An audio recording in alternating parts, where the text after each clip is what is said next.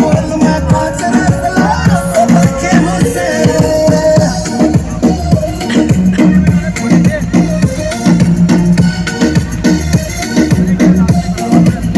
रैपड़ नाल खमीचन साडा एक किस्म पिता मां बरगाना एक सेवा बताओ हमारे लायक ओछी बात ना करिए कदे तू तावे की मांग भीम तू पाड़ तका टांग यार तेरे घर बिना के संग न अंग न पड़ क्या बात करिए अमर करना करके नाच साल तू दिखा पड़ के सांस बैठा हटिया नी पास दिखा जाओ था के होसे मर्द तो मर्द होए से जान मर्द का बोलता के होसे दर्द का बोल बोल मैं कांच रसला सबके होसे